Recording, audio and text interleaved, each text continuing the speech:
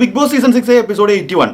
അപ്പോൾ റിവ്യൂ പറയുന്നതിന് മുന്നേ പറയേണ്ട കുറച്ച് കാര്യങ്ങൾ എന്ന് പറഞ്ഞാൽ ഇപ്പോൾ ഓൾമോസ്റ്റ് എല്ലാ യൂട്യൂബ് ചാനലിലും ഡിസ്കസ് ചെയ്തൊരു കാര്യം തന്നെയാണ്. കാരണം അത്രയ്ക്ക് വലിയ അനീതിയാണ് കാണിച്ചിരിക്കുന്നത് ജിൻഡോയുടെ കാര്യത്തിൽ.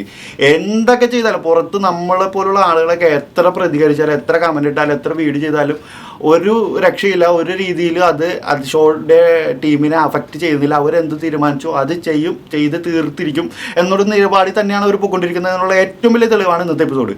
കാരണം ജിൻഡോ വിജയിച്ചൊരു കാര്യം, അതായത് ഇന്നത്തെ 2 ടാസ്കിൽ ജിൻഡോ സെക്കൻഡ് പൊസിഷനിലോട്ട് എത്തി. അതായത് ഒരുപാട് പേർക്ക് പുറകിൽ കിടന്നൊരാൾ ഇന്നത്തെ ഒരു ദിവസം കൊണ്ട് സെക്കൻഡ് പൊസിഷനിലോട്ട്, അതും ഫസ്റ്റ് പൊസിഷനിൽ അഭിഷേക് ഒരു വലിയൊരു ലീഡായിട്ട് കിടക്കുന്നതുകൊണ്ട് മാത്രം സെക്കൻഡ് പൊസിഷനിലെത്തി. എന്നാൽ എത്രയോ പേരെ പിന്തള്ളി പുള്ളി അതിൻ്റെ മുകളിൽ എത്തിയിട്ട് ഇന്നത്തെ എപ്പിസോഡ് വന്നപ്പോൾ സത്യം പറഞ്ഞാൽ ഞാൻ എപ്പിസോഡ് കാണാൻ ത്രില്ലടിച്ചിട്ട്, കാരണം ലൈവിൽ അത്രയ്ക്ക് അടിപൊളി പ്ലേ ആണ് പുള്ളി 2 ടാസ്കിൽ ഇറക്കിയത്. അപ്പോൾ അത് കാണാനായിട്ട് എപ്പിസോഡിൽ ഇരുന്നിട്ട് എപ്പിസോഡ് ഞാൻ തീർന്നപ്പോൾ ഞാൻ സത്യം പറഞ്ഞാൽ ഞെട്ടിപ്പോയി. എപ്പിസോഡിൽ ഇത് ആഡ് ചെയ്തില്ല, എന്തുകൊണ്ട് ആഡ് ചെയ്തില്ല? നോർമലി പ്ലസ് എപ്പിസോഡിലോട്ട് കൊടുക്കുന്ന ടാസ്ക്, അതായത് ഇതുപോലെ ഇന്നത്തെ ഒരു മറ്റേ സ്ലിപ്പ് എടുത്തിട്ട് ക്വസ്റ്റ്യൻ ആൻസർ ആരെ തീരുമാനിക്കുമെന്ന് പറയുന്ന ഒരു ടാസ്ക്, സത്യം പറഞ്ഞാൽ അങ്ങനത്തെ ടാസ്കുകളെല്ലാം പ്ലസ് എപ്പിസോഡിലോട്ട് പോകുന്ന കാര്യങ്ങളാണ്. ഈ മെയിൻ എപ്പിസോഡിൽ ഇടേണ്ട കാര്യം കൊണ്ടുപോയി പ്ലസ് എപ്പിസോഡിൽ ഇടുകയും പ്ലസ് എപ്പിസോഡിൽ ഇടേണ്ട ടാസ്ക് കൊണ്ട് മെയിൻ എപ്പിസോഡിൽ ഇട്ടതും കോമൺ സെൻസ് വെച്ച് ചിന്തിച്ചു കഴിഞ്ഞാൽ അവർക്ക് എന്താണ് വേണ്ടതെന്നുള്ള കാര്യം അറിയാം. അവർക്ക് ഒരു തരത്തിൽ ജിൻഡോ കയറി വരരുത്. അവർ ജിൻഡോയോട് കാണിക്കുന്ന അനീതി ഇത്രയ്ക്ക് വിസിബിൾ ആണെങ്കിൽ നമ്മൾ കാണാത്ത എന്തുപോലും കാര്യങ്ങൾ ആ ഹൗസിനകത്ത് നടക്കുന്നുണ്ടാവും. നമ്മളൊരു എഡിറ്റഡ് വേർഷൻ മാത്രമാണ് കണ്ടുകൊണ്ടിരിക്കുന്നത്. അതിൻ്റെ അകത്ത് അവർ തീരുമാനിക്കുന്ന ക്യാമറയിലെ വിഷ്വൽ മാത്രമേ നമുക്ക് കാണാൻ പറ്റുന്നുള്ളൂ. അപ്പോൾ ജസ്റ്റ് ഒന്ന് ചിന്തിച്ച് നോക്കി അറിയാൻ പറ്റും അതിൻ്റെ അകത്ത് അയാൾ എന്തോരം കഷ്ടപ്പെട്ടാണ് ഇത്രയും എത്തി നിൽക്കുന്നതെന്നുള്ളത്.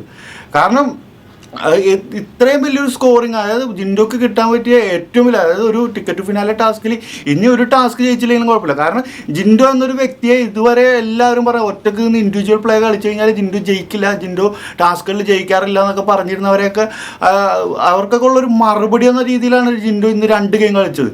ആ കട്ട പുഷ് ചെയ്ത് നിൽക്കുന്ന ടാസ്കിലൊക്കെ എന്ന് പറഞ്ഞു കഴിഞ്ഞാൽ സത്യം പറഞ്ഞാൽ ഞാൻ ലൈവ് കണ്ട ടൈമിൽ ഞാൻ ബ്രീത്ത് എടുക്കാൻ മറന്നുള്ള സിറ്റുവേഷൻ ആയിരുന്നു. അത്രയ്ക്ക് ത്രില്ലടിച്ച് ഞാൻ കണ്ടിരുന്നത്. അതിൻ്റെ ഇടയ്ക്ക് നന്ദനയുടെ വെറുപ്പിക്കലും, നന്ദന അന്യായ വെറുപ്പിക്കൽ. ആ ഒരു ടാസ്ക് കളിച്ചപ്പോൾ കൈ ബെൻഡാവാണ്ടിരിക്കുക, ഫിംഗർ കൊണ്ട് പിടിക്കുക, അതിൽ കറക്റ്റായിട്ട് ടാസ്ക് കളിച്ചു ഒരാളെ നിങ്ങൾ പറയും. എല്ലാവരുടെയും ടാസ്ക് റോങ് ആയിരുന്നു. എല്ലാവരും അങ്ങോട്ടും ഇങ്ങോട്ടും കൈ മടക്കുകയും വിരലുകൊണ്ട് പിടിക്കുക എല്ലാം ചെയ്തിട്ടുണ്ട്. സായി ഋഷിയൊക്കെ വന്നപ്പോൾ തന്നെ പോവുകയും ചെയ്തു. ഒരാളും ആരെയും ശ്രദ്ധിച്ചില്ല. അതേസമയം ജിൻഡോ വന്നപ്പോൾ ഹൗസിൽ എല്ലാവർക്കും നിയമങ്ങൾ പറയുക, ജിൻഡോ ചേട്ടാ അങ്ങനെ കളിക്കും, ഇങ്ങനെ കളിക്കും, അങ്ങനെയല്ല ഇങ്ങനെയല്ല.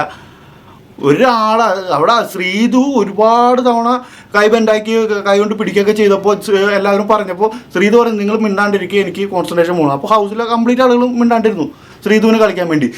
അർജുൻ്റെ കൈ ബെൻഡായ ടൈമിൽ ആരുമില്ല. ജാസ്മിനൊക്കെ ഇങ്ങനെ നിന്നത് ആരും ശ്രദ്ധിക്കണില്ല, അവർക്ക് അത് ശ്രദ്ധിക്കാനും നേരമില്ല. പക്ഷേ ജിൻഡോ കളിക്കാൻ ഇറങ്ങിയപ്പോൾ ഹൗസിലുള്ള ആളുകൾക്ക് എല്ലാവർക്കും അത് നോക്കണം. കാരണം അറിയാം ജിൻഡോക്ക് നല്ല സപ്പോർട്ടുണ്ട്. ജിൻഡോയുടെ ഒപ്പത്തിനെത്താൻ അവിടെ ഉള്ള ആളുകൾ കിടന്ന് പരിശ്രമിച്ചാൽ നടക്കില്ല എന്നുള്ള കാര്യം അവർക്ക് മനസ്സിലായിട്ടുണ്ട്. അപ്പോൾ അതുകൊണ്ട് തന്നെ ജിൻഡോ ഒരു ടാസ്കിലോട്ട് ഇറങ്ങുമ്പോൾ ജിൻഡോയെ എങ്ങനെ പുറത്താക്കാം എന്നുള്ളൊരു കാര്യത്തിൽ ഒരു യൂണിറ്റി ഉണ്ട് ആ ഹൗസിലുള്ള എല്ലാവർക്കും. ജിൻഡോ പുറത്തായപ്പോൾ എല്ലാവരുടെ മുഖത്തുള്ള സന്തോഷമാണ്. ജിൻഡോ ഒറ്റയ്ക്ക് നടന്നു പോയപ്പോൾ ഋഷി മാത്രമേ ഫസ്റ്റ് ജിൻഡോയുടെ അടുത്ത് വന്നുള്ളൂ. ജിൻഡോയുടെ തൊട്ട് മുന്നേ ഔട്ടായ എല്ലാവരും ഔട്ടായി ചെല്ലുമ്പോൾ എല്ലാവരും പോയി വട്ടം കുടിക്കുന്നു, ആശ്വസിപ്പിക്കുന്നു, അങ്ങനെ ഭയങ്കര പെർഫോമൻസും കാര്യങ്ങളൊക്കെ. ജിൻഡോ ഒറ്റയ്ക്ക് നടന്നു പോയപ്പോൾ ഋഷി അല്ലാണ്ട് വേറെ ആൾ, ഋഷി പോയതിന് ശേഷമാണ് ബാക്കിയുള്ളവർ ജിൻഡോയുടെ അടുത്തോട്ട് വന്നത്. അതും ജിൻഡോയുടെ അടുത്ത് പോകാണ്ട് പകുതി പേരും സ്കോർ ബോർഡിൻ്റെ അടുത്തോട്ടാണ് പോയത്. കാരണം എല്ലാവരും ചിന്ത സ്കോർ ബോർഡിലോട്ട് പോയി, കാരണം ജിൻഡോ അടിച്ച് കയറിയിരിക്കുകയാണ്. അപ്പോൾ ഇത്രയും വലിയൊരു കാര്യം നടന്നിട്ട് അത് കട്ട് ചെയ്ത് കളയാനായിട്ട് ഇവർ കാണിച്ചൊരു ചങ്കുറ്റം. അതായത് നമ്മളെ പ്രേക്ഷകരെ വെല്ലുവിളിക്കുകയാണ് ഇവർ. നിങ്ങൾ പുറത്ത് കിടന്ന് പച്ചക്ക് പറയുകയാണെങ്കിൽ അവരിപ്പോൾ മനസ്സിൽ വിചാരിക്കുന്നത് നിങ്ങൾ പുറത്ത് കിടന്ന് എത്ര വേണമെങ്കിലും കുറച്ചോ ഒരു കുഴപ്പമില്ല, ഞങ്ങളിവിടെ ഞങ്ങളുടെ ഷോ എങ്ങനെ വേണമെന്ന് ഞങ്ങൾ തീരുമാനിക്കും എന്ന് തന്നെ ആയിക്കോളെ അവർ ചിന്തിച്ചിരിക്കുന്നത്. കാരണം അല്ലെങ്കിൽ ഇത്ര 80-81 ദിവസത്തെ എപ്പിസോഡുകൾക്ക് നമ്മൾ ഇത്രയും പ്രതികരിച്ചിട്ട് എത്രയോ ചാനലുകൾ എണ്ണിയാത്തിരുത്ത അത്രയും ചാനലുകളിൽ ഈ ബിഗ് ബോസിന് അനീതികൾക്കെതിരെ പ്രതികരിച്ചിട്ട് ഒരു പ്രതികരണം പോലും അവർ കണ്ടില്ല, അവർക്ക് അത് മനസ്സിലായില്ല എന്ന് പറഞ്ഞു കഴിഞ്ഞാൽ എങ്ങനെ അക്സെപ്റ്റ് ചെയ്യാൻ പറ്റും? അപ്പോൾ അവർ കൃത്യമായ ഒരു കാര്യങ്ങൾ തീരുമാനിച്ച് വെച്ചിട്ടുണ്ടെങ്കിൽ പുറത്തുള്ള ആളുകൾ എന്തും പറഞ്ഞോട്ടെ, വേണ്ട, നമ്മൾ തീരുമാനിച്ച കാര്യങ്ങൾ കറക്റ്റായിട്ട് അതിൻ്റെ ഇത് നടക്കണം. അല്ലായിരുന്നെങ്കിൽ ഇന്ന് അവർക്ക് എന്ത് നഷ്ടം വരും? അവർക്ക് ഈ ഒരു കണ്ടന്റ് പ്ലസ് എപ്പിസോഡിൽ നിന്ന് നേരെ മെയിൻ എപ്പിസോഡിൽ ഇട്ടിരുന്നെങ്കിൽ ഇന്നത്തെ എപ്പിസോഡ് എത്ര അടിപൊളിയായനെ. അടിപൊളിയാകാൻ പറ്റിയ കണ്ടന്റുകൾ അവർ കട്ട് ചെയ്ത് അവർ പ്ലസ് എപ്പിസോഡിൽ അവർക്കത് കളയാൻ. ജിൻഡോ ജയിച്ചു പോയത് ലൈവിൽ കാണിക്കാണ്ടിരിക്കാനും പറ്റില്ല, കാരണം എല്ലാവരുടെയും ഗെയിം കാണിക്കണ്ടേ. അപ്പോൾ ജിൻഡോ ജയിക്കുകയും ചെയ്ത്, അപ്പോൾ ഇത് കാണിക്കാൻ വേണം. ഒഴിവാക്കാനും പറ്റാത്ത സിറ്റുവേഷൻ ആയതുകൊണ്ട് അവർ പ്ലസ് എപ്പിസോഡിലിട്ട് ഒതുക്കി എന്നാണ് പറയണം. ഇത് നമ്മളിവിടെ കിടന്ന് പ്രതികരിക്കൽ മാത്രമേ ഉള്ളൂ. നമ്മളിവിടെ കിടന്ന് പ്രതികരിക്കും, നമ്മൾ ഏഷ്യാനെറ്റിൻ്റെ ഇതിൽ പോയി ഹോട്ട്സ്റ്റാറിൽ അവിടെയൊക്കെ പോയി കമൻറ്റ് ഇടും. ഒരാൾ മൈൻഡ് ചെയ്യാൻ പോണില്ല. അവിടെ അവർ തീരുമാനിച്ച് വെച്ചാൽ ആളുകൾ ജയിച്ചാൽ മാത്രം അവർ വലിയ സംഭവമായിട്ട് കാണിക്കും. ഈ നന്ദനയുടെ വെറുപ്പിക്കൽ അന്യായ വെറുപ്പിക്കലാണ്. അത് എടുത്ത് കാണിച്ചത് നന്നായി. കാരണം ഈ വീക്ക് എന്തായാലും എനിക്ക് അവിടെ എത്ര വെറുപ്പിച്ചാലും എനിക്കൊന്നും പറയാനില്ല. കാരണം സിമ്പതിയുടെ ഒരു വോട്ടൊക്കെ കിട്ടിയിട്ടുണ്ടായിരുന്നു ആദ്യത്തെ കുറച്ച് നാൾ. പിന്നെ അവിടെ ഇവിടെ തട്ടിമുട്ടിയും സേഫായിട്ടൊക്കെ അവിടെ ഇരുന്ന് ഇതുവരെ എത്തിയിട്ടുണ്ട്. അപ്പോൾ ഇപ്പോൾ ഒരു അഹങ്കാരം വന്നതുപോലെ എനിക്ക് ഫീൽ ചെയ്യുന്നുണ്ട്. കാരണം ഏട്ടായിമാരെല്ലാവരും സപ്പോർട്ട് ചെയ്യും. ഇന്നത്തെ എപ്പിസോഡിൽ തന്നെ ഏട്ടായിമാർ സപ്പോർട്ട് ചെയ്തില്ല എന്ന് പറഞ്ഞിട്ട് കലിപ്പിട്ട് പോകുന്ന കാന്താരി നമ്മൾ കണ്ടായിരുന്നു, കാന്താരി നന്ദന. അപ്പോൾ അങ്ങനത്തെ കുറേ ഒരുപാട് പട്ടിഷോ എന്ന് തന്നെ പറയണം നന്ദനയുടെ.